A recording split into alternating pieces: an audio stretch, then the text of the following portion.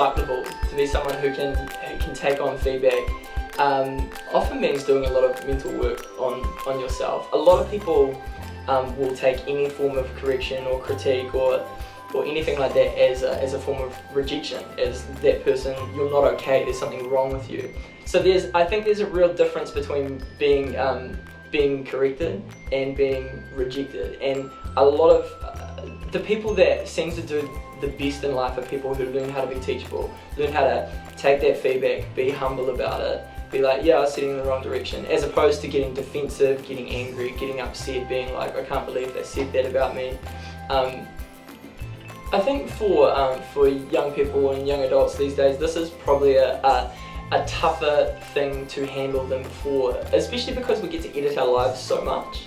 You know, how we present ourselves to others, especially, you know, through social media and stuff like that, means that we can often give the impression that everything's fine when it's not.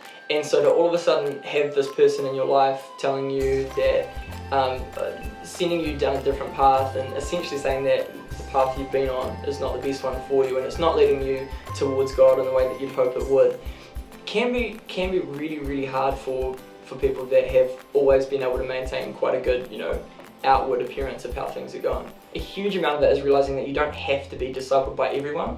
One of the things that I've always struggled with in church is it seems like everyone's got the right to speak into your life. Like some old lady can walk up to you and tell you that how you're wearing your pants is not how you should be wearing your pants.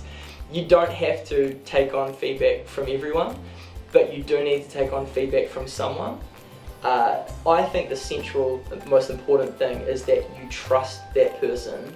You look at their life, where they are on the journey, where they are on their problem solving of taking Jesus' teachings and applying them to their life. You look at their life and you think, yes, I want to head in that direction. I want to be like that person, and I'm going to trust that person to help me to get there. You know, for a while for myself, I had a mentor, I had a nun that I'd go and see, I had a counsellor, and I had this other kind of guy that I caught up and just had big discussions with. And you know, some months I would ask every single one of them the exact same question, just to find out what they'd say. And over time I realised that you can kind of take bits from everyone, but if you take everything from one person, you end up just becoming a bit of a carbon copy of them. And I'm not sure if that's the point of a disciple. I think the point of being discipled is to become more the person that God dreamed you would be, as opposed to more the person that the person discipling dreams you should be, you know. At the end of the day, inside Christianity and outside of Christianity, there's this belief that your value as a person comes from your achievements, comes from how well you're doing or not doing. But God kind of flips that on its head. He says you're valuable just because you're loved. And so a real good disciple will be pulling you further and further towards that being the truth that you build your life on, you know. You know, there's this Greek word, hagios, or hagioi, depending on who you are. And it's the word that we translate the saints. And it basically means like chosen and set apart and made clean and righteous. And essentially, a good disciple will be helping you to live as the person God's already made you to be.